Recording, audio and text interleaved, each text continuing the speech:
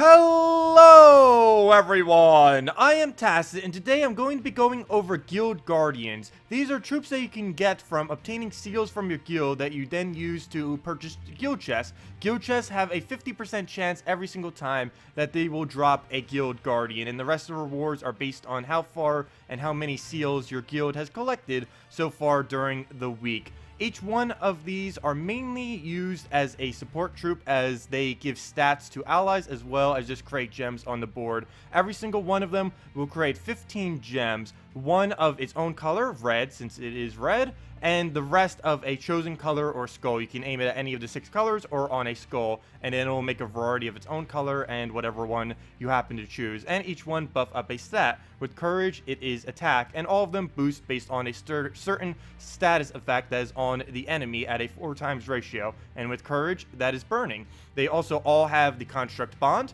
all have 2 traits with 1 unique trait. One thing to note is that Guardians do have a higher cost for trait stoning than most other troops, and only use the pure color of which they are using. Of course, Courage would only use red type trait stones, and they're all also Element and Construct. So as far as Courage is one of the better Guardians, mainly because when fully traded, he can gain 3 attack and 3 life to all allies regardless of what ally takes skulls. I know also on the PC and mobile version, this is also a little bit glitchy with skull spam, and it will give you a lot of stats, and it doesn't even matter if Courage is first slot or whatever slot is in, it will always trigger this to give the attack and life to all of your allies. So a very, very strong Guardian, mainly used as a skull spammer and to buff up attackers. Honor is one of the tankiest troops in the entire game. It gives all other allies armor, boosted by how many enemies are stunned. Of course, at the 4 times ratio, all of them have a 4 times ratio. And it does have stone skin and gains 10 to all skills if you have it fully traded. Only in PvP, but that is still a lot of extra stats. It makes it even tankier than a Gorgotha in many instances when fully traded, simply because once a Gorgotha gets stunned, it will kind of be disabled for a while, whereas Virtue now has, or Honor I mean, has a decent chance of still being tanky, because after at the beginning of the match, all 10 of these stats will stay on it. So even if it gets stunned, it'll still have all of those additional stats for additional 10 armor and 10 HP, which can make it very, very tanky. And of course, the 10 attack just makes it better at attacking, and the magic will just give even more armor to anything that you might need a buff. And unlike some things like the leadership trait, it doesn't even need to be in first slot to be able to utilize this. You can put it in any slot on your team, and it'll still gain 10 to all stats. Used mainly with Rowain, Paladin, and other troops that can scale based off of how much armor a specific troop has. Melody is also a pretty good troop. It gives a random skill to all random allies, and is boosted by silence on the enemy team. There aren't really too many instances of this. Silent one doesn't really synergize that well, mainly because a random skill could give it magic, which would be useless on a silent one. And there currently isn't a really good silenting troop that synergizes pretty well with humility. But as far as its traits, it does give all allies armor and magic whenever it takes HP damage, which can be very, very good when it gets poisoned, or against a death, or just against true damage in general, because it will give a lot of magic to all your allies, and on top of its ability, even has another chance of giving it even more magic, and you use it mainly as a magic buffer, and is quite possibly one of the stronger Guardians, specifically for upgrading magic. Justice is also one of the strongest Guardians, and is arguably the strongest. Its traits are pretty weak. It only gains armored, which is even weaker than that of honor, and it only gains 3 attack and 3 armor when an enemy dies, whereas courage can give 3 attack and 3 HP whenever skulls are taken, which could of course be used a lot more than enemies dying. But it does have a much, much better ability than any of the other Guardians as far as buffing. The main reason for this is because it does 2 stats. It gives all allies life and attack, and that is boosted by frozen enemies. The fact that it's boosted by frozen enemies is mainly what makes it extremely strong. Using this with something like a Borealis or Queen Mab fully traded is very, very devastating, and that 4 times ratio does fully affect both the life and attack, so it technically has an 8 times ratio because it's boosting up 2 stats instead of just 1. And loyalty now. Loyalty is one of the weaker Guardians. It mainly just increases life and is boosted by entangled enemies. There isn't really anything that you could synergize with this other than a green seer if you wanted to do mass entangling, and that wouldn't really be too sufficient. Other than that, the only other option you really have is just to put something like a Hydra or something that scales off of HP and just kind of buff them up so you can use it that way. And as far as its legendary trait, it isn't anything too beneficial. It just gives armor and life whenever an ally casts a spell. So if you had some kind of looping team, maybe like a Giant Spider Green Seer would be okay with that. But other than that, you wouldn't really have too many applicable uses for loyalty. And lastly is Sacrifice, and it is easily hands down the worst Guardian in the entire game. The main reason for this is it kills the last ally whenever it casts, which is absolutely devastating. It gives a small magic buff, which is very small. Humility can normally give more magic than that of a Sacrifice. But as far as any applicable uses, you would basically only be able to use this with the Mythic of Death. Maybe a few other very, very rare instances would you be able to use this. You do commonly use it with a Giant Spider just to be able to fill it up, and so you can keep putting a last slot into your team with the little spider that spawns. The only problem with that is Giant Spider actually doesn't use magic, so then you're wasting like 2 or 3 slots just for the Sacrifice, and then you're only going to be feeding basically one troop the magic that it really needs. So overall, there isn't really any good purpose for a Sacrifice as of currently. There may be later on in the future, and it gains 2 attack and 2 magic to all allies whenever an ally dies, which is basically just a weaker version of what Humility does, where it only triggers when an ally dies, whereas Humility does armor and magic whenever it takes damage, which is of course a lot more common than a Sacrifice. So let's actually go into some teams now, and we will be covering one team for each. Let me just go and show them all real quick. I'm not going to bring up the normal screen, but I'll just go through them one by one. We have, of course, the Courage team here with a bunch of reds. Justice here we're going to be doing with a Valkyrie Justice Queen Mab combo. Honor here we're going to be buffing up to try to get Rowan. Sacrifice is just basically with Death to try to make a very huge Death. And Loyalty here we're going to be buffing up a Hydra. So let's start now with our first team, Humility. We're going to be using a double Humility with a Crimson Bat. There are a lot of applicable uses for a Humility, particularly if you have it fully traded. The main one that you use it for is just to be able to buff up troops, so with that use their magic very, very well. Even if you don't have the traits on him, you still kind of want to use him in this method, mainly because anything that does like full AoE, some things that hit all the enemies, and other similar troops to that are very, very effective to be using with him, since they gain the most benefit from having a higher magic. Unfortunately, we do have a very, very bad board to start off with. I'm kind of hoping that we can bait out his... I'm not even going to bother taking those reds because you got to take a skull. But I'm kind of hoping we can bait out him using his Mercy. There we go, perfect. So he's going to give us a really good move here. We'll be able to take that away from him. So even though we didn't really get a good Mercy cast off the beginning, his Mercy will do it for us, so we don't need to worry too much about that. One thing to note about all Guardians is there is a bit of strategy into what you will need to click on for every single pairing. For this specific one, I'm likely going to be going for skulls. There's 2 reasons for this. One, you can easily distract the AI just by putting a bunch of skulls on it. But the other reason is also, if the enemy does take skulls, it's going to be helping us because it's going to be damaging us. And anytime we take HP damage, we're going to be gaining a small buff to all of our allies. So we're kind of just going to keep doing this until we get more and more magic buffs on our Crimson Bat. That is the main thing we are trying to do by doing this. As you can see, we already got a magic buff on it, and now does 40 true damage to all enemies. So we essentially just keep doing that until it's one shot, then we get the mana up, and then it's match. So let's just keep doing that. As you can see, we got a second magic buff in a row. Very lucky right there. And that's pretty much enough damage on its own. As you can see, he just attacked us, and because of his legendary trait, we did trigger Virtue of Humility, which gave us even more magic, and now does 62 damage to all enemies, which still isn't enough to one-shot, so we'll just keep going on skulls. We might need to transfer over to reds or something else in a moment. One of the reasons why we're using double Humility, you can kind of see starting to happen right now. Double Humility, you can kind of just loop between the 2 of them. If you don't have a fully traded Mercy, something else that you can do with that is a Alchemist, which is much easier to build.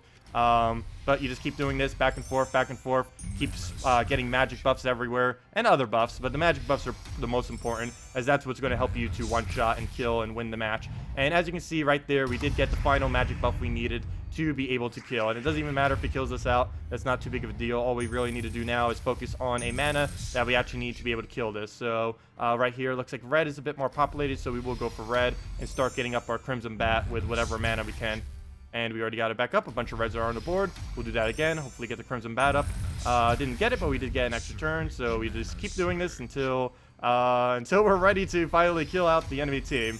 And all of the Guardians, in the right instances, can be extremely powerful, as you can see here. And most of them are fairly quick. They are some of the best support troops in the entire game, fully traded Guardians. And as they get ascended, they do get exponentially better as far as their stats. They do scale a lot better than most other troops with this scaling. And as you can see, we have a perfectly balanced 398 true damage Crimson Bat here that can then do that much damage to all enemies. So there we go.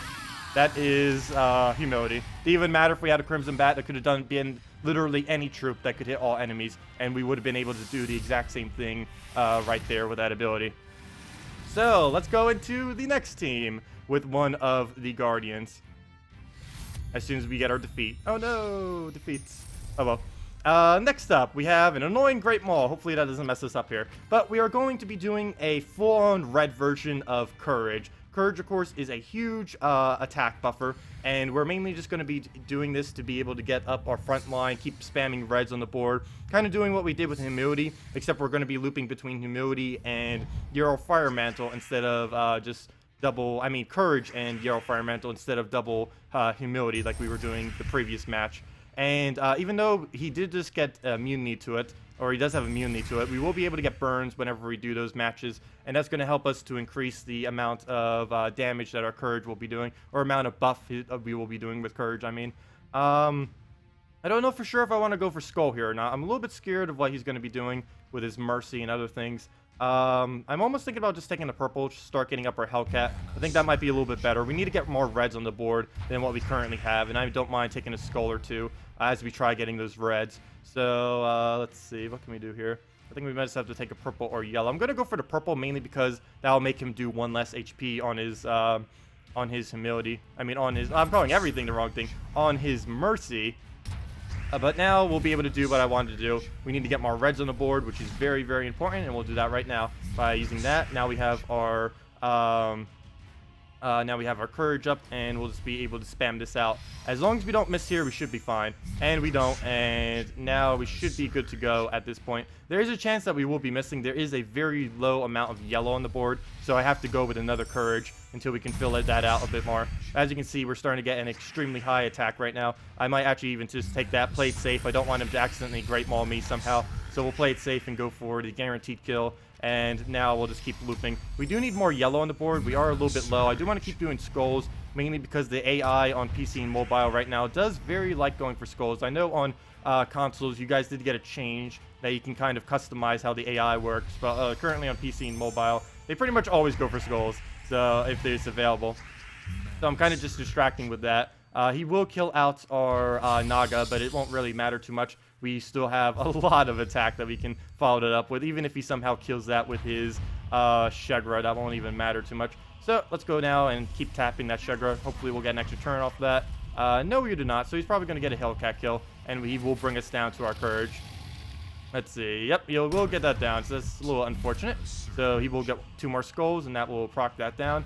But we, of course, all we have to do is just take some reds, and we'll easily be able to make up for that. And we'll eventually get to the point where he has to fight a full-up Euro Fire Mantle, so he probably won't be able to take that on. But we'll just take our skulls. Of course, he does not buff himself. He does with his trait, but none of the Guardians actually buff themselves with their actual ability, so do keep that in mind. You can't really use them in the front line because of that. So just keep that in mind whenever you're using them. And it is very beneficial if we get any burns on them. This will be buffing up any of our Courage cast to be giving us an additional 4 on all of the troops other than himself, which would help us some at this point. The main thing we really kind of need to have happen is our Courage to basically just die here, so we can go on our Euro Fire Mantle to one-shot the rest of it down. So right here, Shegra should be able to get the kill. And as long as he only gets like 1 tap or so, he shouldn't be able to do much follow-up. And he doesn't even get the extra turn, so that's very beneficial to us. We'll just be able to take that, get the kill, do another skull, and just follow it up there. I'm going to be taking this one instead of the one up there. The main reason for this is there's going to be a chance that we get a skull drop. from right there. And we do not get it. But at least if taking it that way, we had a chance of getting one. Let's see. Not that many options. I'm thinking about just taking these yellows. The brown won't help us too much. I'm mainly taking this so we get an extra turn and hopefully get a skull there. So we did get the extra turn and the burn, but we did not get the skull I wanted. So now we'll probably just go for the brown, as there doesn't seem to be a better option. So we'll just go for that. He'll get a skull out of it. Oh, nope, we get our extra turn and we win. Never mind. So there we go with that. Didn't go as smoothly as it could have been, but you can kind of see the general premise of what we do with it. You can use quite a few different options with Courage. I know one of the more popular ones that used to be used a whole lot was double Manticore, Courage, and Bone Dragon, and that still fully works on console. The reason I didn't show it now, actually, it's exactly there except with a Courage instead of a Deep Boar. That's the exact team I was referring to. The main reason why it doesn't really work on PC Mobile anymore is because Manticore was nerfed to a fast instead of an empowered. As you can see here, it's only fast and not empowered. But on console, I believe you guys still have empowered, so you can easily take that down. Next up, we will be using Dust Devil, Valkyrie, Justice, and Queen Mab. There are a lot of variants that you can do with a first slot in this team, but the last 3 slots basically always have to be the same when you do this. The Valkyrie, Justice, Queen Mab combo. Queen Mab needs to be fully traded. Everything else doesn't really matter too much. But this team is extremely, extremely devastating. The main reason for this is because of how much our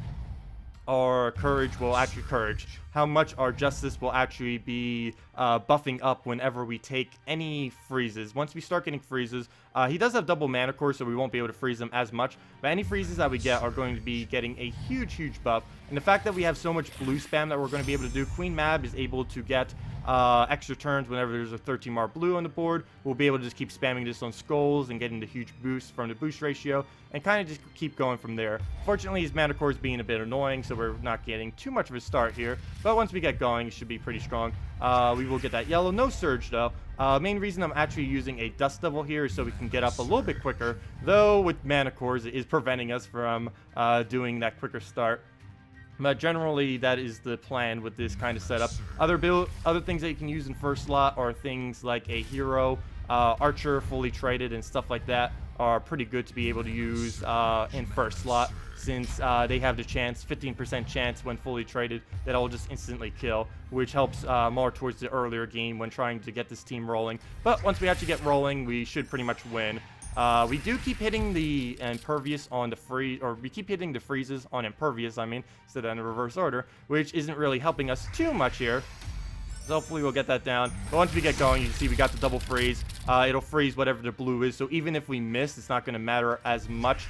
Even if we go against something that doesn't have impervious, we'd easily be able to freeze their first slot as well, which would prevent them from being able to do anything. They'll just lose their turn whenever they try taking skulls, even if it's a extra turn skulls. We didn't get enough mana there, but we'll easily just be able to take it with a skull and kind of just keep getting huger and huger from there. So we'll throw that down, get a nice proc off, get another one, and an extra turn, and that is match. All we gotta do is take a skull, and another extra turn, and that is match. And you basically just do that every single time. You can also use the Queen Mab if you want, whenever there's 13 or more blue, just to take a little bit of their HP down. That also makes it go a little bit quicker. Unfortunately, they both had impervious, which you can't do it against impervious. So this wasn't exactly a good speed test for this, because things like Manticores are pretty resistant to it, particularly on the console versions right now, since it's still fully traded. But still very, very devastating, and the more things you can freeze, the better. So next up, we're going to be going with a Rowain buff. We're going to be using Honor for this. Honor, of course, is extremely tanky. Normally, you do want to use it with a Emperor Corvash. If not, you want to use it with a lot of things that can scale based off of armor. Basically, anything that scales off of armor will be really good. Rowain is one of the better picks that you can do on console. On PC Mobile, one of the better picks, if you happen to have it, would be Guard's Avatar. But we're just going to be doing this. Valkyrie will, of course, fill them up. Normally, I would go for +1 red or +1 yellow on our Valkyrie, but it is a little bit more important to have double brown for our Honor, just to be able to get him up a little bit quicker. With double brown, as long as one of our 2 brown picks end up surging, we will have enough mana to be able to cast them. And similar to all of the Art Guardians, once they get going, they can buff up like crazy. So as you can see right there, we'll be able to take that. But before we do want to go for some stuns. Luckily, there's a 4x yellow here, so even though we didn't set our Valkyrie to a +1 banner, there it is. We just got it for free, so we don't even need to worry about it for this match. And the enemy taking skulls against a honor team normally doesn't matter too much, though I just did give him a extra turn. Luckily, he does not use that color, and he gives us one back, so we'll take that. We keep getting stuns on them. Stun, of course, disables all traits. We do want to focus on brown, so we'll take that. And we'll kind of just go with the same exact idea. Keep hitting at the skulls or a color that you really need. But in most instances, you do want to go for the skulls. So we'll just do that there. Hopefully get some browns, get some extra turns. He did agile it, which is pretty unfortunate. And I do want to prioritize brown here. I really don't care if it takes skulls at all. We mainly just need to keep spamming this armor buff until our Rowain can essentially just one-shot the entire enemy team. Of course, this is buffing all enemy armors by additional 4 for every single stun enemy that he has. And he's agiling literally everything that we throw at him. It's only a 20% chance. So far, he's agiled both of them. We can stun him and make sure that he doesn't have any chance. Of course, Corvash can stun as well. Oh, it looks like we have full mana, even though it's showing that glitched full mana. But we'll just keep spamming this. I'm not too worried about his agile. I'll just let him keep dodging skulls. He's just going to die anyways eventually. And unfortunately, that does not hit. But so he'll get a little bit of damage on us. Not enough to really kill though, so it won't matter at all. All we have to do is just take these browns. Still no surge, but we'll be able to take that next turn and get the rest of our mana. If he gets something up that's too important, we can easily just Corvash him out. We have Valkyrie up now too, which we can get some souls if we want. And at this point, all we really need to do is just get up Rowain. So I think we're just going to do exactly that. Just use that on blue. And I believe our Rowain is at enough damage at this point that we can just team wipe him. Hopefully that is. Let's see. That should be. Yep, that's enough damage to this team wipe. And there we go. We get a little bit of souls, and we just go for the team wipe with the honor armor buffing. And we could have kept doing that if we wanted to. Use the Corvash if we needed a stun, or March stuns, or mana drains, or if any of them could actually die to that much true damage, and just kind of keep poking them down from there until your Rowain or whatever your armor buffing can actually win. Okay, right here we could actually lose. Sacrifice is the weakest guardian of all of the guardians. We're going a little bit of a weird banner and a weird color combination here. We're going to be using this Astral Spirit as board control, and that's basically it. We're basically just using it as one cast. We need to hit this cast on something that is not blue, purple, or green. And blue, purple, and green are basically the only colors we are going to be using this match. And you may have saw with the banner that we chose, the banner that we are using for this match is a +2 blue, +1 purple, and -1 red, even though we are using red. The main reason for this is we really need the blues, and we really need the purples to be able to make this team work. So, right off the bat here, I think I am just going to go for these blues. It seems like the safest bet here. Might be able to get something else, and we do not. And he is denying the blues that I really, really need to make this teamwork. I'm almost thinking about removing green right here, even though that is kind of one of the colors that we need. We will get an extra turn from it, and I do really want that extra turn. So we'll get that. Mana-wise, it went okay, so we get that up. Still can't really deny anything that we need to get off the board. Well, I guess we can do red. So let's do red. Get that up. We do not need our Astral Spirit, though we just get it back up. And if that's enough damage, I believe we are going to go for it. Let's see. That's a 3-to-1 ratio. We would have to remove 12 gems for it to actually kill. So maybe we will aim this at a brown, though I think it might just be better to go for the win right here. So let's aim this at blue. You'll basically always want to aim this sacrifice at the blue. So hopefully we'll get an extra turn from this. Come on. No extra turn. But the main reason we do that is so we can loop, get the giant spider back up, use the giant spider to create a little spider swarm there, and then kill it out. It unfortunately did not work there, but one move, if we get a blue surge, should be able to fix that up, and we can kind of get right back into that loop. So we'll go for the blue, and we did not get the surge, unfortunately. He does have, one thing that's actually stopping us slightly is the fact that he is Jinx, which is decreasing our chance of getting a mana surge slightly. So we'll take that. We will be able to bait out the skulls there. And from there, we'll just go with a yellow convert. As you can see, we do have a very high magic on our giant spider, but of course, giant spider has no business using magic, which is basically the only thing we're feeding up is the def here. And of course, it does have a boost ratio whenever there are deft enemies. You could use pretty much anything here other than a def, but I'm mainly just using def so we can try getting that boost ratio, and just so the random def marks can kill them out over time. Normally we get the def up a little bit quicker, but and we can just keep this looping pretty well, but we're getting very bad RNG off this board right now. As you can see, we just gave him a whole board of purples and blues and everything else, and that is one of the instances in which we will probably lose this match, because it is not giving us those extra turns that we really need to be able to make this team work. And there he goes. I think he does miss completely, though, so at least he does that. We'll finally be able to get a def off, which won't be able to do too much. We don't have anything to distract him with either. He's going to do a Bone Dragon. If he kills that giant spider, we are in a little bit of trouble. Unless we can def mark kill him. Go! That's not the right one. And, yep, there goes our little spider. And now we can't even use our sacrifice, because if it does, it'll sacrifice our def. So at this point, it's basically just a def fighting literally the entire enemy team. So as you can see, sacrifice is pretty bad. There's currently no really good viable option. The things that it even has any synergy with at all don't really synergize that well with magic. And for the most part, you don't really need to use a sacrifice ever. The other 5 or other 4 other than loyalty and sacrifice are pretty much the strong ones that you want to be focusing on. And at this point, we might as well just exit out the match and go into the final team, as it is pretty likely that we are going to just lose this anyways. So let's go now over to the last and final team to show, and that is Loyalty, the other fairly weaker Guardian, but still slightly stronger than that of Sacrifice. And what we're mainly going to be doing here is buffing up our Hydra. One thing I do want to do is repick this team. Wrath is actually very annoying with Death Touch. We do not want our Hydra to die. It is very, very, very important that our Hydra does not die in this battle. So I do need to repick this and get some kind of different battle here that does not have a Death Mark first slot. And I guess we'll just go with that. That'll be sufficient. So let's go do this now. The main thing we want to do with this is rush up our Valkyrie, get it up, and just kind of keep spamming on the board and getting up our HP whenever we use our loyalty. You can also try putting a Lady or an Aerial in here. I do it with Queen Mab just so it goes a little bit quicker whenever we do any of these battles. As far as skulls, we can basically just leave them on the board. Don't need to worry about them too much. The AI taking skulls is actually very beneficial for this team. Not only does this legendary trait hit all enemies on the Hydra, but we're also going to be able to use that for when we start HP buffing to be able to get that up even higher. So right here, we are going to be able to convert something out. I do not want to use this on, by any means, want to use this on green. We will be needing as many greens as possible to get up our loyalty, and our loyalty will mainly be spamming on whatever is most useful at the time. And with this kind of team, that would most likely be on skulls, just so we can keep damaging our Hydra. So there we go. We can easily just keep getting our Hydra and Queen Mab up. We'll take that one skull simply because it's a free turn. We should have enough blues here that is an extra turn. It better be. I'm not going to count. Okay, good. It is. We'll just take our browns. They're just laying there. Get some of our greens, I mean.